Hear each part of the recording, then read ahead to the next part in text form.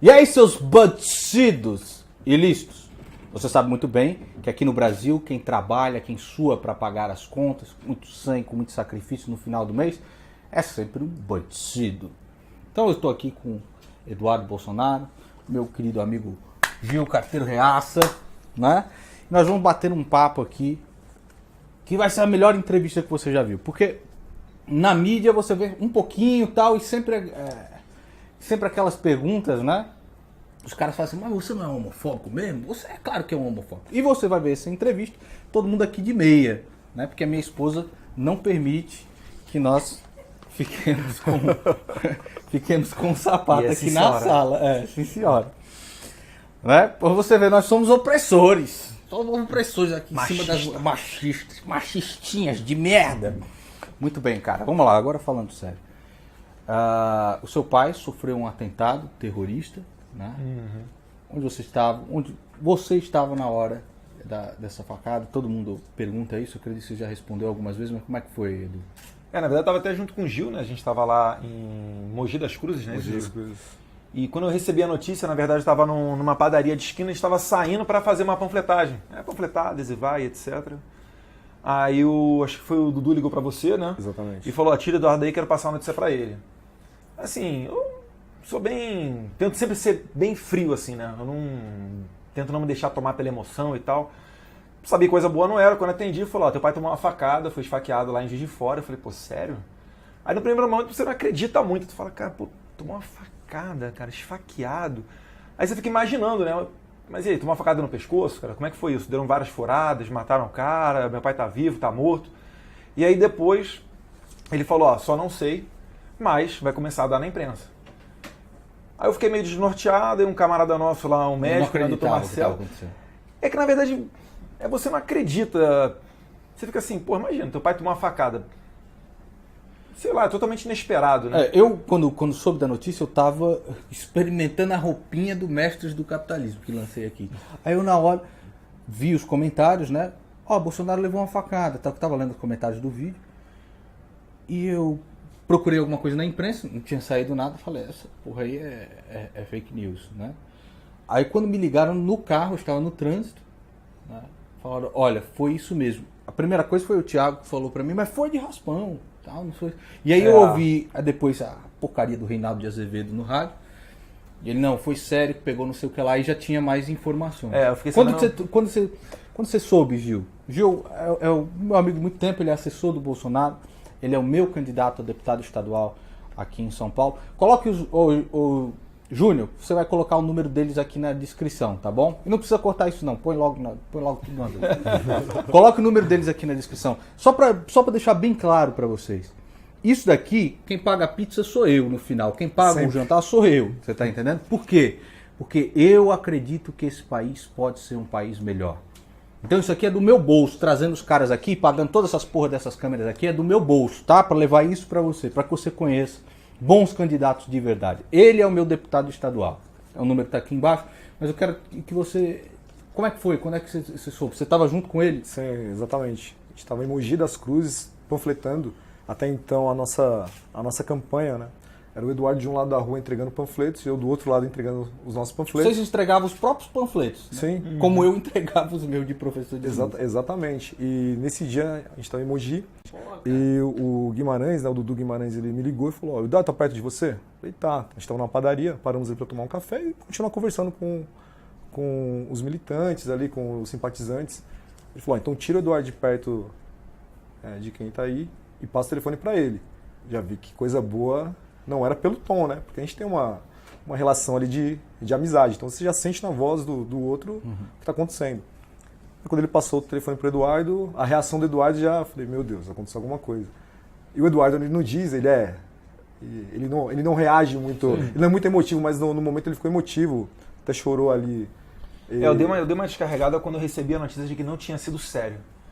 Aí eu, dei uma xingada assim, cara, e chorei, abracei o Marcelo, tava do meu lado também, falei, graças a Deus, cara, evitou o pior. E aí fomos pra casa dele. Aí chegando na casa dele, né, porque, tava na adrenalina mil ainda assim, mesmo com isso tudo, né. Aí ligou a televisão, começou a ver, pum! Aí, não é bem isso. Foi profundo. Aí olhamos a imagem, aí acho que foi o Flávio que me Teu ligou. pai chegou no hospital quase morto. A chance dele morrer era muito maior do que sobreviver, mas muito maior. E aí, quando a gente percebeu a gravidade, eu falei, pessoal, pô, vamos lá pra Juiz de Fora, como é que faz, avião, não sei o quê.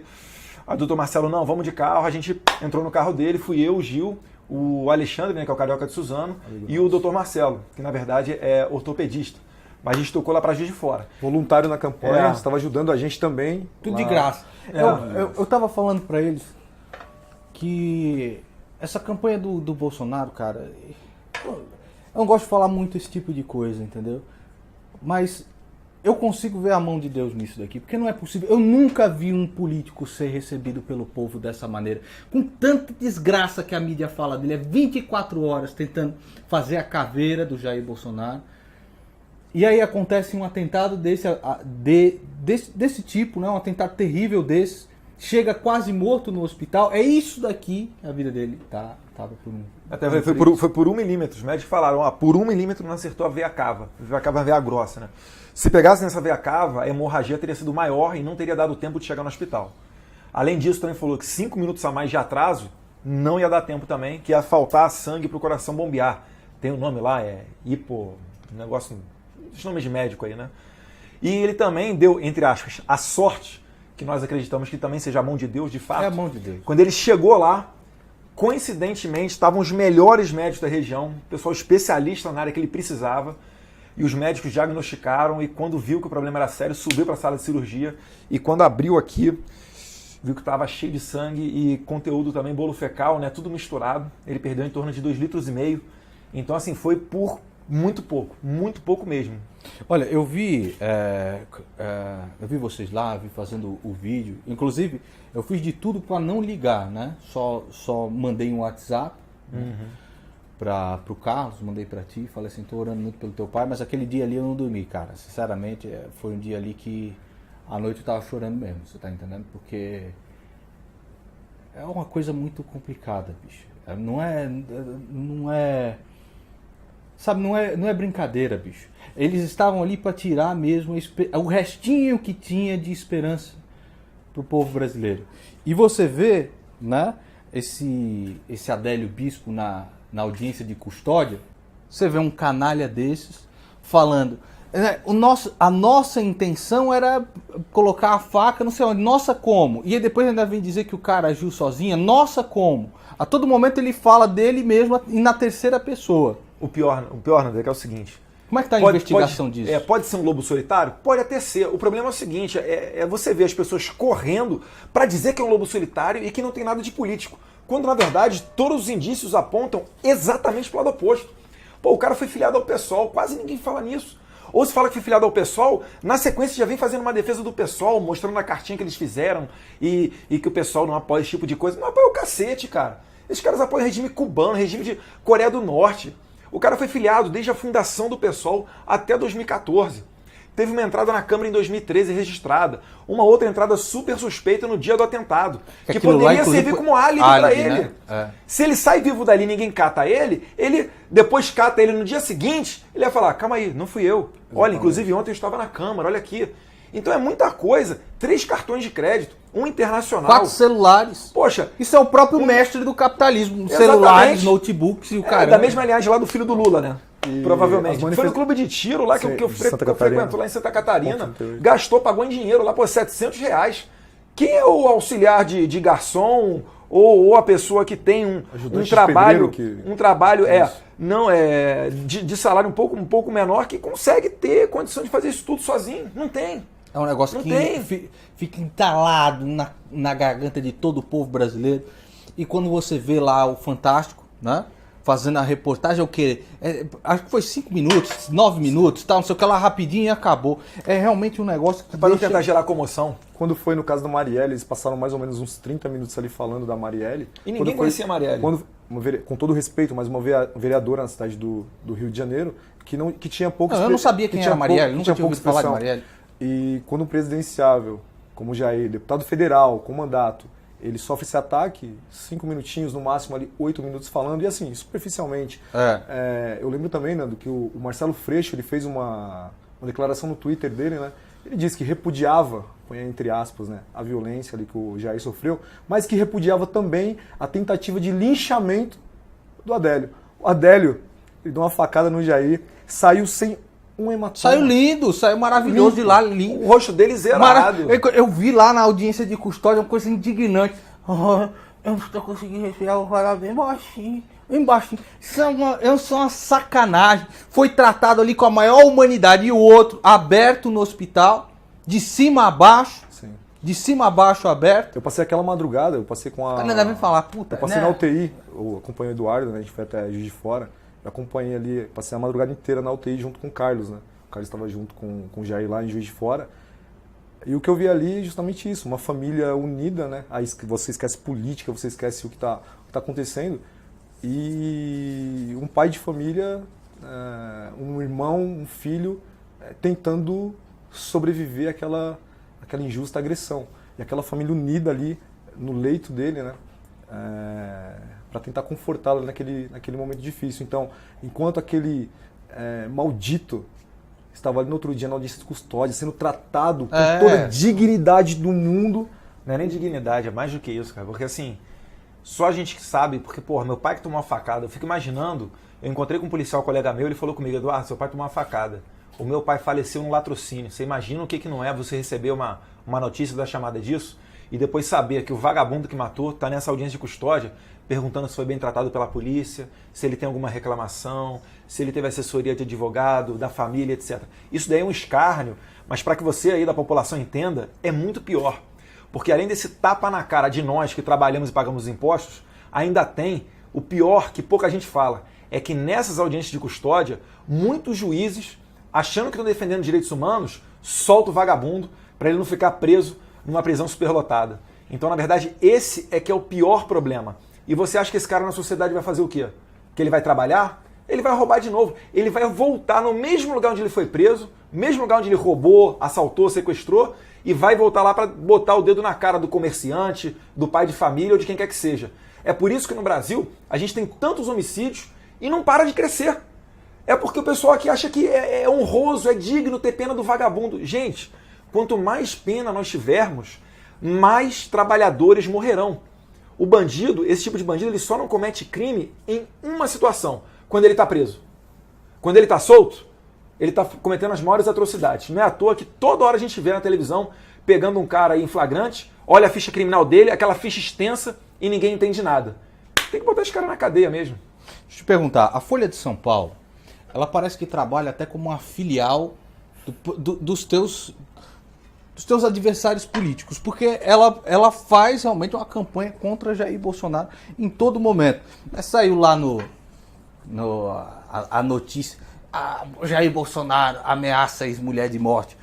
Não, eles são canalhas. Porque é o seguinte, eles botam notícia no título, porque a maioria dos brasileiros só lê o título. Só lê o título. Não para ler os 15, 20 parágrafos da matéria. Inclusive, parabéns ao Felipe Moura Brasil, que teve paciência de ler e destrinchar essa matéria, e foi na mosca. A chamada é uma e o conteúdo lá no final é outro. O Jair Bolsonaro nunca ameaçou ela. Inclusive, a própria ex-mulher dele vem a público para falar isso. Mas tentam a todo momento criar um problema onde não existe problema, é só para denegrir. A imprensa hoje em dia é esse lixo que é, uma boa parte dela, né? A gente não pode generalizar, mas uma boa parte dela é um lixo que não transmite mais credibilidade nenhuma, porque não se presta a cumprir o seu juramento de informar a sociedade. Quer sempre denegrir um candidato, quer formar a opinião pública. É por isso que às vezes a gente vê canais como, poxa, o do Paulo AP, o do Paulo Pinheiro, uns tweets que são sensacionais, muito retuitados, muito curtidos, e aí você vai olhar para Folha lá no Twitter, 1, 2, 3, 4, 5 curtidas na matéria deles. É um lixo, é um esgoto mesmo. E o povo tá vendo. Assim que eu vi aquilo na manchete principal, Jair Bolsonaro ameaça de morte a ex-mulher, eu falei, lá vem merda. Vamos ver onde é que está a merda aqui, porque com certeza. E o cara é tão mito que ele é amigo das duas ex-mulheres dele. As duas fizeram um vídeo. Incrível. As duas. Tá ok? Obrigado, Folha de São Paulo. Vou falar um pouco. O teu número nessa eleição é o quê? 17 e 20. Isso. O teu é 17 120. 120. O que tem? O Jair Bolsonaro ele gosta desse número 20?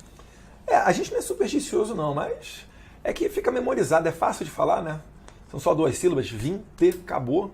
Então é facinho de decorar. Deixa eu te perguntar. Eu conheço o Gil há muito tempo. E ele é um cara que está sempre nessa luta, muito antes dos holofotes. Que ia lá, entregava o panfleto, foi lá perguntar qual era o nome daquele cara, aquele lançamento de livro. O Dimenstein, Gilberto Dimenstein. Isso, foi lá e chegou para ele e falou, um carteiro me perguntando. Ele está nessa luta há muito tempo. Votar nesse cara aqui é a mesma coisa que votar em mim. Por esse cara eu coloco a minha mão no fogo, deixo queimar.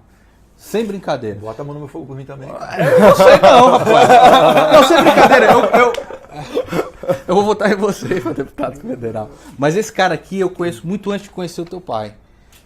Porque se você pesquisar vídeos antigos... Ele era chato antes de ser meu assessor. Se você pesquisar vídeos antigos, se você pesquisar vídeos antigos meus, eu não era a favor do Bolsonaro.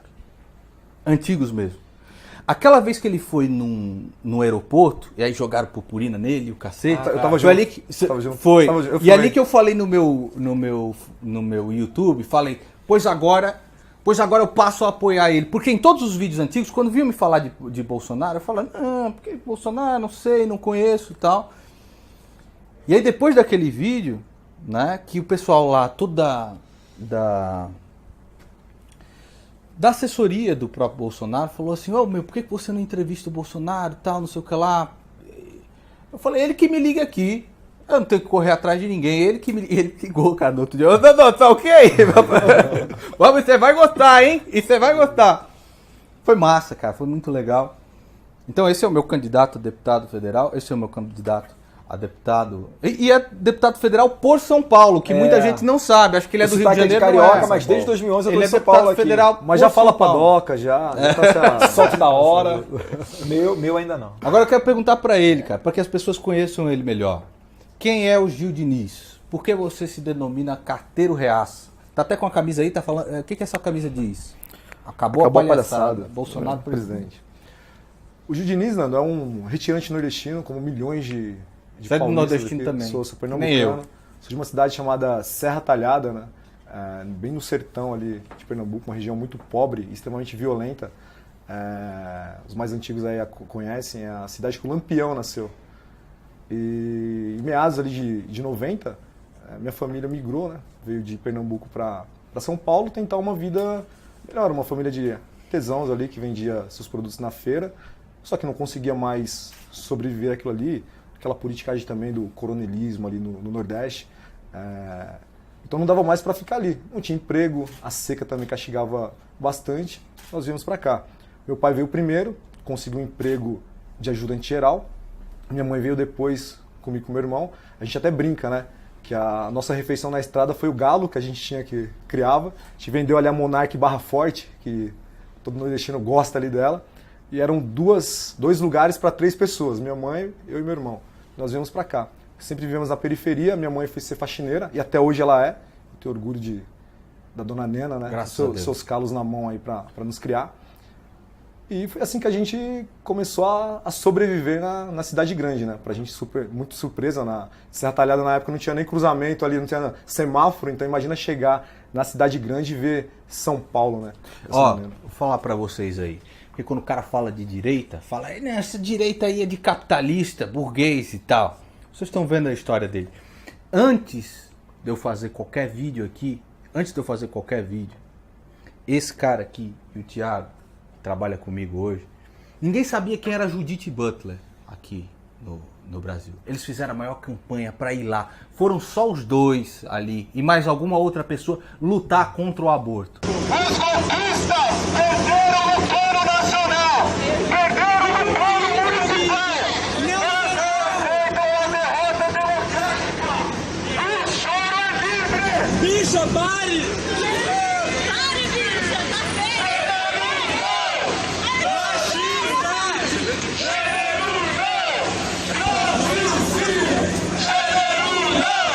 Entendeu? Só esses caras foram ali e estavam lutando contra esse crime terrível. Então esse cara aqui, bicho, eu coloco a minha mão aqui no fogo e deixo queimar. Colocar esse cara como deputado estadual aqui de São Paulo é me colocar lá. É me colocar lá. Obrigado. E ia botar um representante do Jair Ele Bolsonaro até se lá emociona, também. porque eu conheço a história desse cara, bicho. Eu conheço a história desse cara. E conta aí, como é que a gente se conheceu, pô? Foi em 2014, veio uma amiga minha, a Vivian Amarassi, ela é do Rio Grande do Norte, ela veio lançar um livro em São Paulo, um livro infantil, o primeiro livro dela. E ela me convidou pelo Facebook, amigo de Facebook e tudo mais. E a gente estava no clube do Danilo Gentili, ali perto da Paulista, né? Tava tendo algumas palestras conservadoras. Eu já me identificava, eu era carteiro na época. E eu falei, era um domingo, eu falei, meu, será que eu vou lá? Era perto do Palmeiras, ali do Shopping Bourbon, ia ter que pegar um metrô e um ônibus para chegar lá. Aí sabe aquela voz? Vai lá. Eu peguei o metrô, peguei um ônibus e fui. Cheguei lá, Vivi, tô numa palestra bem bacana, né? Vim aqui te dar um abraço, pegar o seu livro e tudo mais, e tô voltando para lá. Me agradeceu, autografou meu livro. Minhas crianças foram alfabetizadas em casa, eles adoram livro infantil e tudo mais. Proíbo o Felipe Neto. Ele disse que ele tá querendo prochechar. Ele disse que quer prochechar a escola. A escola mandou um aviso para as pessoas: não assista essa merda. Criança, não assista essa merda. Né? Mandou para todo mundo, para todos os pais. Eu prochecho. Eles estão falou que ia ver na justiça. E fica um fiscalizando o outro. Eu tenho 2 filhos, um de 9 e 7, fica um fiscalizando o outro ali. Pai, assistiu. Opa. Tô esperando seu prochechinho aqui, ô colorido. Tô esperando seu prochechinho aqui, tá bom? E você que vai pedir aí. Para não ter audiência, vai ter audiência sim. Eu vou pegar o avião, vou lá na sua frente e vou gravar, viu, coxinha? Vou gravar. Essa você não vai escapar não, viu? Tô esperando o seu processo. Mande o processo. Mande o processo. Tá bom? Bom, mas enfim. Aí você fui sair do shopping, tava com pressa para voltar pro metrô. Tinha que pegar o ônibus, né, novamente na avenida, para ir pro metrô, pra pegar o metrô e voltar ali pra palestra. Só que eu não conhecia o shopping, então eu saí do lado errado. Eu já saí olhando pro céu e reclamando, né? Quando eu olhei pro lado, o Eduardo entregando panfleto.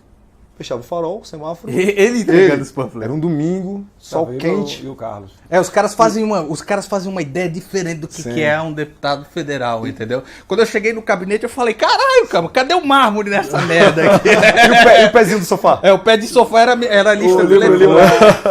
Aí falei, poxa, acho que é o filho do Bolsonaro ali. Aí eu olhei, perto dele estava o irmão, o Carlos Bolsonaro.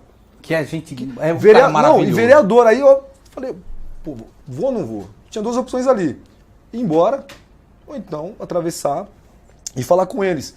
Então atravessei, falei para o Eduardo, perguntei até, você que é o Eduardo Bolsonaro, filho do Jair Messias Bolsonaro? Aí ele chamou o Carlos, aí ó, sabe até o nome do meio do pai. Messias. Aí disse o Carlos e falou, pô, você mora onde? Eu falei, moro na favela do Vila Flávia, lá em São Mateus, que é periferia de São Paulo, né? Aí ele, o que você faz da vida? Eu falei, sou carteiro. Aí ele, pô, Duda, tá vendo? Tem jeito, ó. Favelado, funcionário público, vota na gente. Tem jeito. Aí eu dei risada. Aí o Carlos, né, pegou, aí tava o Pinduca também, que trabalha com eles, gente finíssima, trabalha bastante tempo. E o Carlos pegou o telefone, uma hora ali, ô pai, tô com o Gil aqui, ele é carteiro, fala com ele. Pum, me deu o telefone. Aí do outro lado tava um mito ali falando comigo. A perna deu até um tremelique, né? Ele é o cara mais simples, cara, que você vai conhecer na sua vida. Aquilo que você vê na frente da TV é exatamente a mesma coisa por trás das câmeras. Exatamente. É exatamente a mesma coisa. Eu acho que foi isso que também me surpreendeu da primeira vez que encontrei ele lá no gabinete. Falei, puta merda, bicho. Isso rende os processinhos também. Pois é, rende os processinhos. A piada que ele conta pra gente em casa e ele conta pro público, tem diversas interpretações. E tem gente que aproveita, pega a piada, dá uma distorcida com muita vontade e dali cria um processo. Porque ele é como nós aqui, ele é como você, cara. Sim. Ele é isso. É aquilo que você vê na frente da câmera, é aquilo por trás da câmera. É isso, cara. E é isso que encanta as pessoas, porque pela primeira vez na história desse país, as pessoas estão se conectando não com político. Esta porra aqui, calma aí. Essa porra desse número tá me ligando há muito tempo. Deixa aqui do lado. Não corte, Júnior. Não corte. Eu estava num momento inspirado aqui. Mas é pela primeira vez na história desse país que você vê as pessoas se conectando com uma pessoa e não com um formato, uma forma construída daquele político de sempre. É isso que eles não conseguem entender. Quando o Jair Bolsonaro fala, eu sou diferente dessas porra todas aí, sou diferente de todos. É porque ele não é um fantoche, ele não é um formato, ele não é uma coisa mentirosa, ele não é simplesmente uma marionete. Ele é aquilo lá. Exatamente. Com todas as qualidades e com todos os defeitos também. Mas você está vendo o que é. Você está vendo o que é. Vou partir aqui para a próxima. Né? Por que os venezuelanos apoiam Jair Bolsonaro? O que muda no cenário político internacional? Né?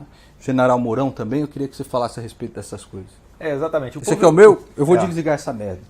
O pessoal lá na Venezuela, né, para quem não vive na bolha esquerdista, sabe que lá está ocorrendo mortes devido à inanição, falta de alimento. As pessoas estão ficando magras e morrendo igual animal mesmo. Então eles não vislumbram nenhuma saída, porque o Maduro não vai sair do poder. A última eleição foi mais de 80% de abstenção e ele continua lá no poder, né? E os venezuelanos que conseguiram sair já da Venezuela, eles tentam de alguma maneira, qualquer maneira que seja, estão desesperados, né, para tentar voltar para o seu país, para tentar mudar as coisas lá.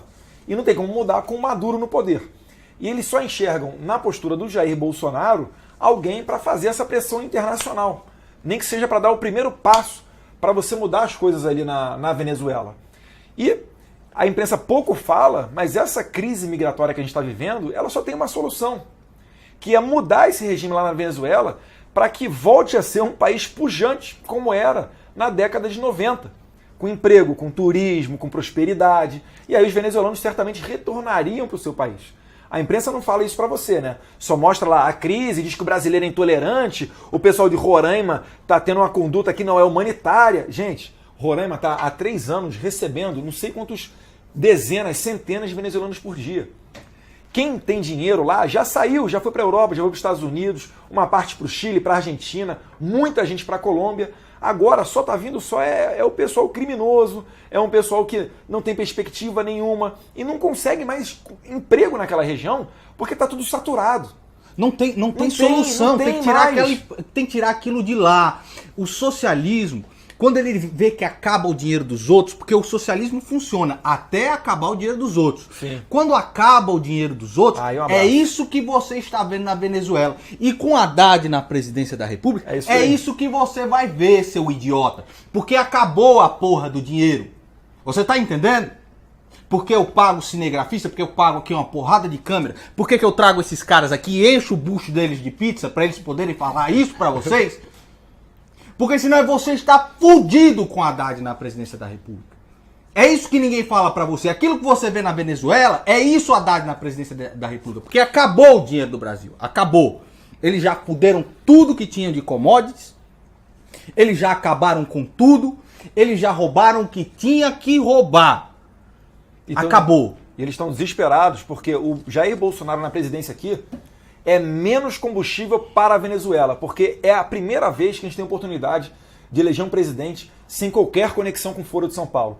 O Foro de São Paulo é esse grupo latino-americano do qual fazia parte Cristina Kirchner, Evo Morales, Maduro, Chávez, Fidel Castro, Lula, Dilma, Farc. Então acontece, o povo lá está comendo gato, cachorro e pombo, quando dá a sorte de conseguir matar um para comer carne, e eles não admitem nem sequer receber ajuda humanitária. Eu acredito, eu vou na mesma linha do General Mourão, eu acho que o Maduro só vai sair dali com uma operação, uma força de paz na Venezuela. É por isso que eu tenho dito, eu apoio qualquer tentativa para a derrubada do Maduro do poder na Venezuela. Porque ele, além de não ter sido eleito pela maioria do povo venezuelano, o que já configura um sistema não democrático, ele ainda zomba do povo dele. Quando tem manifestação lá, Nando, e morre lá algumas dezenas, etc., sabe o que ele faz? Ele vai na TV estatal e fica bailando, fica dançando salsa. É um animal. Tu viu comendo carne? Comendo vídeo? Carne, Pelo lá. amor de Deus. Ninguém aguenta mais. Ninguém aguenta mais. Esse vai ser o teu destino. Não tem outra opção não, cara. É 17 no dia 7. E o Ivan Duque da Colômbia, certamente, quando a gente sentar para conversar, a Colômbia vai estar junto com o Brasil nessa empreitada daí. 17,20, 17,120. Não esqueça aí, que eu não vou fazer... É foda nessas propagandas eleitoral. O idiota chega com a cara bem... Vote. Por que eu vou votar no merda que nem você, rapaz? Então, assim, é a primeira vez que nós estamos vendo isso. As pessoas indo atrás mesmo pra saber, pra conhecer cada uma das pessoas. Não, eu posso contar só uma história rápida sobre Manda bala, minha experiência com a Haddad em São Paulo. 2014, a Secretaria Municipal de Educação baixou ali uma regrinha ali para as diretorias municipais, tirando na cidade de São Paulo o dia da mãe e o dia do pai. Esse é o Haddad. O Haddad na Tirando o dia da mãe e o dia do pai. Prefeito da cidade de São Paulo, as escolas municipais de São Paulo tirando. Fui lá na reunião, olha, não tem mais dia da mãe, não tem mais dia do pai, agora vai ser o dia de quem cuida de mim. Aí eu falei, não aceito. Como assim? É uma data tradicional. Não, pai, você tem que entender que há novas configurações familiares, que agora tem pai, mãe, tudo mais. Eu falei, tudo bem, concordo. Tem essa nova configuração? Respeito. Não quero mal deles. Só que eu continuo sendo pai, meu filho continua tendo uma mãe, e se você quer essa nova data, por que não coloca uma terceira data? Dia da família, dia de quem cuida de mim, o que você quiser. Mas não faz isso, não tira o dia da mãe, não tira o dia do pai, não premia aquele pai que não gosta de estar na escola do filho. Você está premiando o pai que não gosta de estar na escola do filho. O pai falou, muito obrigado. Em vez de ir no dia do pai e dia da mãe, agora ele só vai numa data, se for. Ela falou que não, irredutível, que já estava no planejamento pedagógico e tiraram da cidade de São Paulo essa data. E é uma política de Estado. Eles querem neutralizar, eles querem tirar. Inclusive, Eles querem destruir a família. Exatamente. Eles querem destruir a família. Você aí, nordestino, como eu, como ele aqui, que eles dizem que lá no Nordeste é que PT tem voto. Negativo. Né? Não é. Primeiro, não é verdade. Tá? Eu mesmo não conheço um nordestino que vai votar no Lula. Tá? Agora, se você for nordestino e você cogitar em votar no PT, eu queria que você saiba, o cara que estava junto ali no planejamento do kit gay, quem foi? Fernando Haddad. Era o ministro da Educação. Quem é o cara favorável ao aborto? Quem é? Haddad. Quem é o cara que quer destruir família nesse país aqui, através desse negócio de tirar dia dos pais, dia das mães, tirar a concepção da família? Quem é? Fernando Haddad. Então, é para você entender, cara, você compreender que é muito sério isso que nós estamos falando. Nós estamos caminhando para um buraco que, se um cara desse sobe na presidência da República, não tem volta. Não tem volta. O Brasil não tem mais volta. Entenda que o socialismo, o comunismo, que é o que esses caras fazem, que é o que esses caras pregam, essa bandeira vermelha, que já manchou tanto de sangue tantos países, ela serve para uma coisa só: usar os pobres para destruição total de todo mundo. A única benesse que o socialismo e o comunismo têm é a distribuição igualitária da miséria e da desgraça. Nosso país vai ver uma miséria que nunca foi vista. Então você preste atenção. É muito, muito, muito sério. Eles acham isso daí porque eles acham que podem fazer o povo nordestino de refém através dos programas assistencialistas. Então, na verdade, o que eles tentam fazer não é ajudar o pobre, eles tentam fazer o pobre de refém. Que chega na época da eleição, eles mentem para vocês, dizendo que, vota em mim, porque se não votar no PT, o outro candidato vai tirar o Bolsa Família. Gente, isso é uma mentira. Tá na lei. O que o Bolsonaro quer, ele quer o quê? Cortar com as fraudes. Tem gente que tem carro na garagem e recebe o Bolsa Família. Vocês acham isso justo? É óbvio que não. E se você cortar as fraudes, quem sabe até tenha dinheiro para aumentar o Bolsa Família de quem realmente precise. Que é aquela pessoa miserável, aquela pessoa que não tem condição de se sustentar sozinha e precisa de uma ajuda inicial do Estado. E finalizo aqui rapidinho, não. O PT foi eleito em 2002, em 2006, em 2010, em 2014. Você vai acreditar de novo nesses caras falando que agora que eles vão resolver a bagunça que está o Brasil? Pelo amor de Deus, se você fizer isso, vai estar passando aqui um atestado de trouxa. E outra coisa, cara, é muito mais importante você ter a dignidade de ganhar bem em um trabalho honesto do que receber uma migalha que o governo espalha para você. Você produz o pão, eles te dão uma migalha para que você permaneça sempre o escravo deles. O que a gente quer no futuro do Brasil é que as pessoas tenham o orgulho de poder se sustentar com o suor. E não essa desgraça, esse mar de desemprego, onde o empresário, quando vai contratar um funcionário, tem que dar o dobro para o governo, e a gente não tem a possibilidade de absolutamente nada. Muito bem. Eu gostaria que você falasse a respeito do Major Olímpio, que está saindo também como senador agora, né? Dos deputados, dos senadores, quais são os candidatos aí? O que acontece, Nando? Uma das maiores pautas que maiores reclamações, né, que a gente recebe quando a gente está na rua, é com relação à segurança pública. Então essa visão deturpada de direitos humanos que a gente tem no Brasil, ela dominou de uma tal forma em que só tem direito o criminoso. Não é à toa que morrem tantos policiais no Brasil, em torno de 500 policiais por ano no Brasil. Para reverter isso, a gente precisa fazer uma reforma nas leis e certamente seria um grande incentivo, um grande avanço se São Paulo elegesse o Major Olímpio, porque além dele ter o passado limpo, é um cara que sabe fazer segurança pública lá na ponta.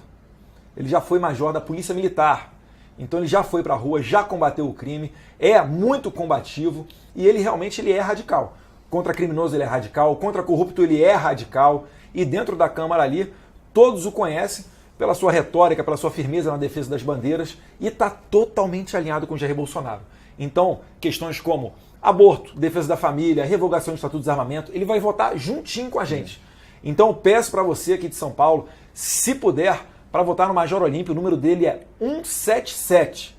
E eu, inclusive, estou explicando para vocês que eu vou votar 2 vezes no número 177, mesmo sabendo que só um voto será computado, Nando, porque é a única chance dele conseguir chegar ali. Se você der o voto para o Major Olímpio e depois der um voto para um outro senador que está concorrendo com ele, talvez o Major Olímpio não chegue. Então, o meu conselho é fazer igual a mim, é votar no 177 2 vezes e colocar o Major Olímpio no Senado. Mas lembrando, Nando, que além desse trabalho que ele fez, Eduardo, na Câmara Federal... Eu conheço o Major Olímpio, ele é incrível mesmo. Ele fez mais oposição ao Geraldo Alckmin aqui em São Paulo do que a bancada do PT inteira. Em toda manifestação, em todo evento que o Alckmin chegou nos últimos tempos, ele ia lá com um radinho dele, com uma caixinha de som, um microfone. Cobrar. E começava. Vergonha! Geraldo Alckmin, uma vergonha. Olha só, somos policiais militares. 114 massacre os policiais de São Paulo. Polícia Civil, tá com 15 mil homens total desrespeito. Não consegue ter atendimento à população.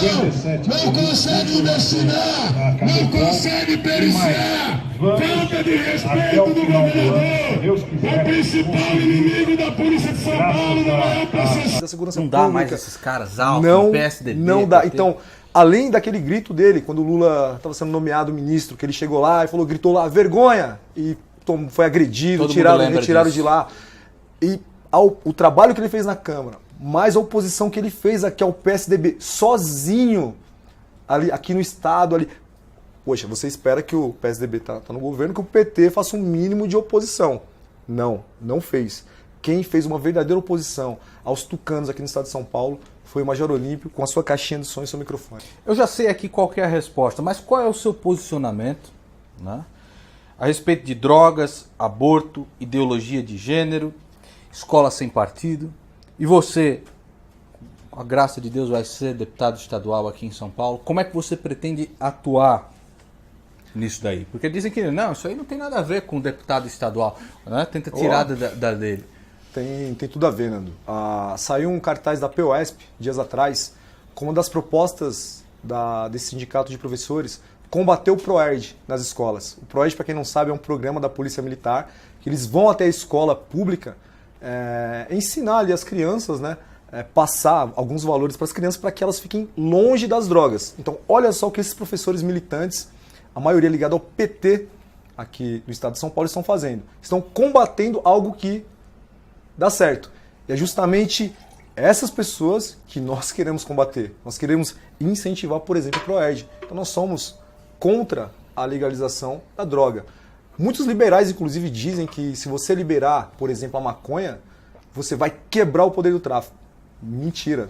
Não vai liberar coisa nenhuma. Pelo contrário, vai vender mais. Você vai inundar a comunidade ali com droga, a maconha gourmet para quem consegue pagar, e a maconha sem imposto na biqueira. E na biqueira continua, cocaína, crack e Muito tudo mais mais. difícil a legalização e a anistia de todos aqueles que já traficavam. Exatamente. Que ninguém fala, Que ninguém cita isso. Fora isso, olha só, eu cresci aqui na periferia de São Paulo, e minha mãe mora numa favela, continua morando na favela. Então a gente conhece ali como funciona o trânsito disso. Imagina só, você legaliza a droga. A pessoa fala, não, mas vai quebrar. Não vai. Vê o cigarro como que é. O contrabando, você vai tirar o tráfico de maconha, por exemplo, e vai virar, só o crime vai mudar, vai virar contrabando. O traficante vai bater palma e vai agradecer. Sabe o que ele vai fazer? Ele vai começar a roubar carga de maconha para vender a maconha gourmet também na biqueira. Não tem a segurança pública está falida. Quebrado. Vai pegar os traficantes das Farc e vão transformar em mega empresários. Inclusive perdoando o crime deles de lavagem de capital. Exatamente. Eu pergunto, fazer uma pergunta bem simples para você que está me vendo. Você acha que com os traficantes soltos, a nossa sociedade vai ficar mais segura ou mais insegura? Acabou, gente. É isso que vai acontecer. No direito tem uma figura chamada abolício criminis. Você vai abolir o crime de tráfico e todos esses caras que a gente sabe que são homicidas, estupradores, mas que foram pegos no flagrante com tráfico de drogas, eles vão voltar para a rua. Você acha que a sociedade vai ficar melhor ou pior nesse cenário? Aí é com vocês. Deixa eu falar um negócio pra você. Conservador vota em conservador, amigo. 17,120. Eu conheço esse cara aqui. Esse cara é o cara mais linha dura que você vai encontrar contra aborto, contra drogas, contra ideologia de gênero, contra toda essa palhaçada que você vê aí, tá? Enquanto tem muita gente que faz pelo holofote, ele sempre fez. Mesmo quando eu não tinha colocado um vídeo aqui. Quando eu me cagava de medo, esse cara tá fazendo. Ele e o Thiago aqui. Né? Lembra daquela época lá que o Jair deu a pizza lá pra vocês? Caralho, o cara tá... Depois que vocês entregarem o panfleto lá... Sim. Thiago é um grande amigo nosso. Thiago Rosselini aqui é um grande amigo nosso. Nando, eu queria citar também, queria colocar aí a questão do aborto também, né? Aqui em São Paulo. As pessoas dizem que é uma pauta federal. Também é uma pauta federal. Eles tentam aprovar de todas as formas lá no Congresso Nacional. E como não conseguem, passam ali pro STF legislar, né? Então o STF passa por cima do Congresso Nacional. O que não pode. Mas o deputado estadual também pode atuar, por exemplo, aqui em São Paulo, nesse caso. Pérola Byton, hospital referência, né, da mulher aqui em São Paulo. Praticamente está liberado o aborto lá.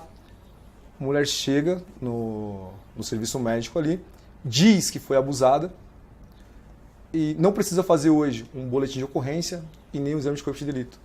E ela tem acesso ao procedimento de aborto. E isso é um crime. Por quê? Porque você não sabe se realmente ocorreu a violação, né, sexual, o crime de estupro. Deixa eu explicar para vocês aqui. A situação que acontece, principalmente com essas portarias que soltaram, acho que foi a Dilma que soltou a portaria e tal, acontece o seguinte: a menina vai lá na quebrada, tal, etc, teve uma festa, tal, saiu com o cara, namoradinho, qualquer uma situação, ela chega no hospital, ela fala o seguinte: olha, eu quero fazer um aborto. O que aconteceu? Ela faz uma história, fala uma história, não, eu fui abusada. Não precisa nenhum tipo de comprovação, nada. Não precisa acompanhamento, não precisa nada. Vá direto para a sala de cirurgia. Se o médico questionar, ele pode ser processado, porque ele está constrangendo ali. Você pretende atuar nessa área? Com certeza, combatendo justamente essa displicência, né? Ou essa amplificação dos do casos assassinato com a mão do Estado. De ser humano. Mas eu te digo mais, você que vai votar em mim, você que confia aqui no Eduardo, aqui no Nando, você precisa saber em quem você está votando. Nando, no Brasil, o aborto, ele é crime. Aí você fala, não, mas no caso de estupro, no caso de risco de morte da mãe, no caso de bebês anencéfalos, né, o STF, novamente o STF ali legislando, ele permite. Não permite. Continua sendo crime, mas a mulher, ela é inimputável. Ela não vai ser punida, mas o aborto é, sim, crime. E como crime, deve ser tratado. Ah, mas Gil, você quer que a mulher que foi vítima de estupro seja penalizada, vá para cadeia? Não, eu não quero. Mas eu quero dar mais opções para essa mulher vítima dessa violência, que não seja a única opção dela matar aquela vida. Os grupos feministas que dizem que defendem ali a mulher, a única opção que ele dá para a mulher nada. É justamente o assassinato daquela vida que é inocente. Eu prefiro muito mais combater aquele estuprador. E olha só o que as feministas estão fazendo, hein? Se a mulher chega no hospital e ela não precisa de um boletim de ocorrência, de um exame de corpo de delito, ou seja, você não está avisando a autoridade policial que naquela região tem um estuprador. Eles estão contribuindo, colaborando nós com o como crime. sociedade, queremos que esse canalha, que esse filho da puta seja punido com rigor da lei. Exatamente. Ele não pode ficar solto e continuar delinquindo com outras mulheres que estão à mercê. Então, o que nós exigimos é o mínimo. O mínimo. O mínimo. Sim. Que ela diga quem é esse canalha, quem é esse criminoso, quem é esse desgraçado. Para que o Estado possa ir atrás.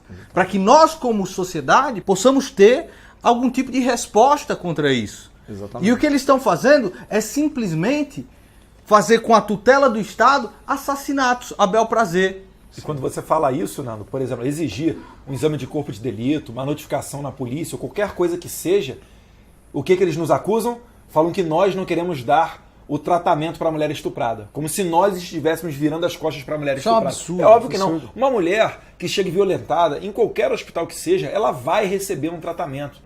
Vão ver lá as feridas, vão ver lá hematomas, etc. E o médico, a enfermeira, a equipe, vai dar o atendimento para ela. Isso daí não há como negar. Não cai nesse papo da internet, porque a internet aceita tudo que escreve.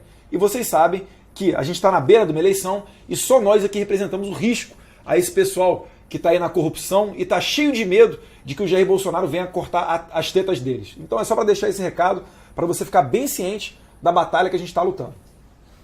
E é isso aí, pessoal. Conversei aqui com o Eduardo Bolsonaro, deputado federal. Será o meu voto para deputado federal, 17-20. Qualquer coisa, se estiver fazendo uma coisa de errada, puxa a orelha que a gente está sempre aqui. Pô, pode ter certeza, meu amigo. Você não vai querer errar comigo, não. Cuidado com o retorno. Não, comigo você tá fudido, boy. Pode colocar dedinho aí comigo que você tá fudido. Se você mijar fora do vaso. Tá vendo que até tá de meia aqui. Tá todo mundo de meia. E o Gil, 17-120. É o meu deputado estadual. Votar nesse cara aqui é a mesma coisa que me colocar como deputado estadual aqui em São Paulo. É o único cara que eu realmente confio. E é o seguinte, meus amigos. Esses dois caras aqui são os caras que eu entendo que são realmente contra o aborto, contra a liberação das drogas, contra a ideologia de gênero, a favor de uma escola sem partido. Esses aqui eu realmente garanto. Eu vejo muitas pessoas aí e eu respeito o seu voto, cara. Pensando às vezes, não sei, cara, em Amoedo ou em alguma outra coisa. Eu respeito o seu voto, mas eu quero que você pense com bastante carinho. Um Haddad, de novo, concorrendo ao segundo turno, é um perigo que nós não podemos. Nós podemos nos dar o luxo de brincar com o voto agora. Tem que ser Bolsonaro no primeiro turno, de uma maneira esmagadora, com apoio esmagador da população, porque o perigo que nós estamos sofrendo, ou que é iminente para o Brasil, é muito grande. Não é hora de você brincar com o seu voto. Não é hora de você brincar com aquele que não tem chance, cara.